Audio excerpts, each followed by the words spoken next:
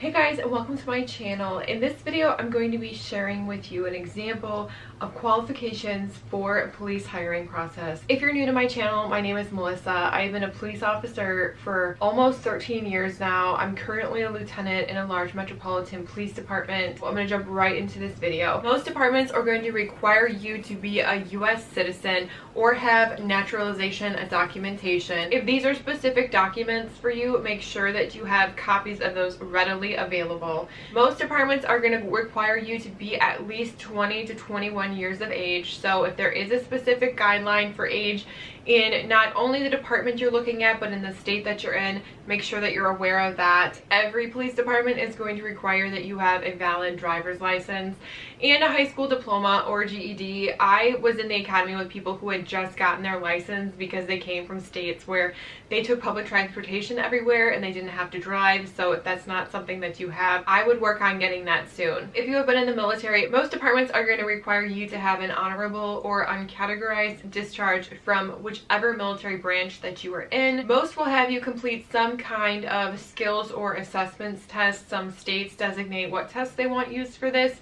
but others just give you a test based on knowledge, and then also some can give personality assessments. And most departments are going to require some kind of visibility test. Typically what they're looking at is 20/20 corrected vision. I know there are agencies that allow some extent of being colorblind, and you will also have to pass a medical exam. At my specific agency, we were expected to perform at very high levels of physical fitness. So physical conditioning to get hired is going to be expected. So I would find out specifically what your state or what that department wants you to do or expects you to do during the academy. I have another video on my entire police academy process where I talk more about what our physical requirements were, that you're going to be PTing all the time essentially. So you're going to have to definitely be in shape. Now, being in shape to me means something different than being in shape to you, but it's not going to change what is going to be expected of you. And I don't think I talked about that in that video specifically, but as a female, you have to perform at the exact same levels as a male. So if a certain time is required for a male for a run, a certain time is going to be required for a female for a run. We had an obstacle course that tested different components of physical agility and strength, and the females had to complete that in the same amount of time that the males had to complete it. So everybody had to pass the same physical benchmarks during the academy. You're also going to be required to produce a copy of your driver's license. My specific department also required a copy of your driving history for the last 7 years in every state where you held a driver's license. That seems to be pretty common with police departments, so I would request a couple copies of that at least. A lot of different agencies require you to submit a passport style photograph with your application packet as well. My agency needed 2 for some reason. If you're going to get photos done, I would just get multiple copies depending on how many departments you're applying with. I applied to 3 at the same time, so when I did those photos, I just got multiple copies of them. You'll also have to submit a copy of your high school diploma or GED certificate, whichever that you have. And most departments are going to require a copy of your birth certificate from the Bureau of Vital Statistics, so not just a copy of a birth certificate that you have. If this is something that you have to request, especially if you don't currently live in the area where you were born, again, this is something I would get multiple copies of so that you have these on hand for different application processes. There are also some documents that may or may not apply to you that you're probably going to have to submit with your application. If you attended college, you'll have to provide certified college transcripts from every college that you attended. This was a little more difficult for me because I went to 2 different colleges. You'll also have to include any kind of name changing documents, so a marriage certificate or a divorce decree that shows the change in your name and why it was changed. And again, something I would get a couple different copies of. If you're gonna hear me say that 100 million times. Okay, but talk about a copy of something, just plan on getting 4 or 5 of them so that you can slip them on with every application packet that you turn in. And this is where policing gets a little more personal than just any other job. You'll also have to include a copy of any kind of bankruptcy discharge paperwork that you may have if that's something you have filed for in the past. So honesty is one of the biggest qualities that departments are looking for in candidates. So make sure in any part of the application process that you are 100% honest. Do not try to omit anything from the application process because it is probably going to come out in one way or another, and you don't want to look like you're trying to keep something from them or keep something hidden. And many departments recognize a false statement or any kind of lie as a complete disqualifier from the application process to begin with.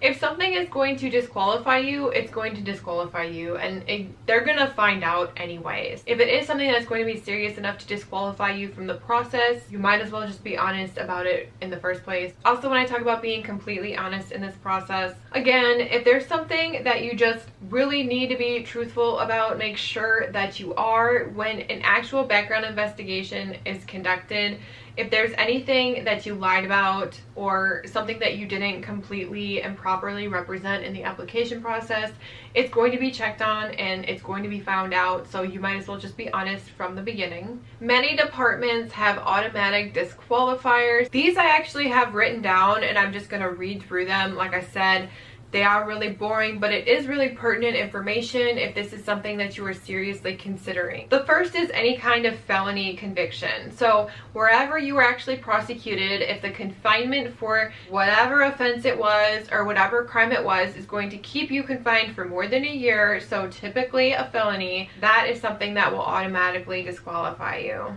And specifically for many departments, that also includes cases that fall under the First Offender Act and any kind of expunged or sealed cases that may or not be included with juvenile cases. Any kind of federal or state charge that would disqualify you from carrying a firearm will also disqualify you from being a police officer, as carrying a firearm is a necessary component of this profession. Any kind of pending traffic or criminal charges.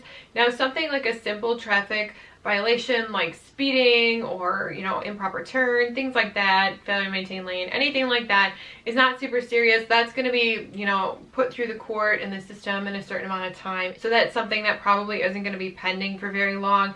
Whereas if you have a DUI or something like that, that could drag on for years in the court system and is obviously a much more serious offense. So that would be something worth asking your specific department or a background investigator about.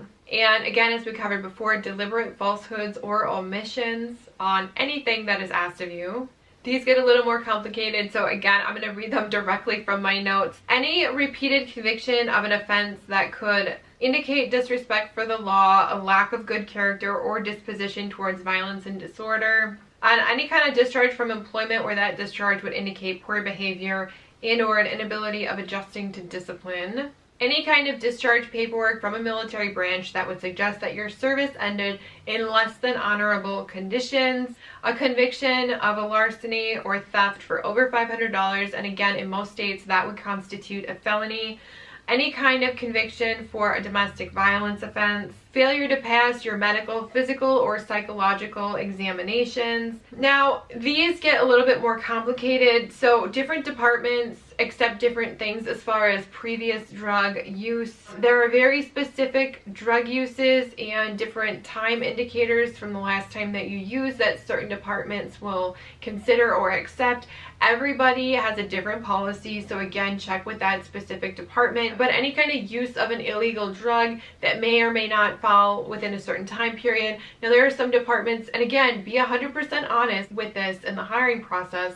There are some departments that any kind of illegal drug use would never ever be accepted. There are certain departments that will accept people who have used marijuana, but say it was, 5-10 years ago. It just depends on your specific department and what they expect and what they'll require. Another is any DUI arrest. Now again, some departments are more lenient with how far back that could possibly be for the circumstances in the specific case, and some departments are not at all. It just depends, so check with your specific department. But along with that, many departments consider refusing to comply with breathalyzer or blood alcohol tests as a conviction in their eyes for employment. So say you were stopped for DUI and you didn't comply with DUI testing, they won't consider you, or they'll consider that a conviction for that specific offense. If you're currently on probation and parole, those are automatic disqualifiers. There are different departments that will look at moving violations within a certain year period. Normally it's 3 to 5 years, but it could be more than that. It could be less than that. But if you have a certain number within that time period, now I would say that more than one conviction a year might signal that this might not be the best driver, and so much of what we do as police officers is driving from location to location. If you have a large amount of convictions in a small amount of time for driving offenses, that might indicate that you're not the best driver. and that's something that would be considered if you were going to be considered for employment. If your driver's license has been suspended or revoked, that might also be a red flag and something that would be looked into. I found some information too on convictions. So obviously vehicular homicide is a very serious driving conviction, but also many departments will disqualify you for a hit and run violation, and that's something, again, check with your specific department. Many departments are getting better with and opening up more to a tattoo policy, but there are specific tattoos, if they can't be covered or if they're on your face, that some departments will disqualify you for. So if you are considering getting tattoos, if you're interested in law enforcement, make sure you are aware of policies that they have in place for tattoos. Again, like I said, if it's something that can be easily covered, it's probably not as big of a deal, but if it's something like on your face or your neck or maybe your hands, those are things that you can't cover quite as easily, so it may or may not be a problem. And I will say that a lot of departments are opening up more to allowing officers to have tattoos. My specific department does not allow you to have tattoos on your head or your face, and the men who are in our police academy have to shave their heads, so if you have any kind of tattoo that is concealed within a hairline, if you're a man, they're gonna find that eventually. You also cannot have any tattoos, and this list is kind of long, so again, I'm gonna take it from my notes. That's why I'm looking down. Any tattoo that would display anything related to racism, gang or drug relations, obscenity or profanity, any kind of undermining of city or department values.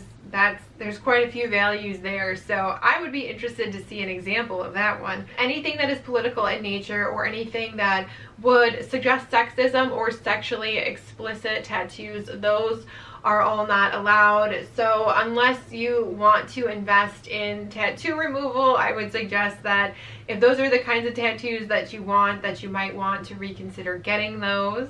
This was just a short list of what could be required, things that could disqualify you. Again, I know it's kind of boring, but I often see people really interested in what is involved in the police hiring process, so I thought if I could create a video to help you out on that, that would be something and some information that you could actually use. If you enjoyed this video and want to see more police content, please make sure that you subscribe and like this video. Also, if you have any questions or comments, please leave them down below. I'm working on possibly changing my Instagram handle, but whatever it currently is, I will pop into this video. Maybe it will be over here, not sure where it will be. If after this long video you may still be qualified or you're still interested in policing, the best of luck to you. Be careful out there, and I will see you in my next video. Thanks so much for watching. Bye. You'll also have to include any kind of name. My specific department does not allow you to have two. They don't let me have two.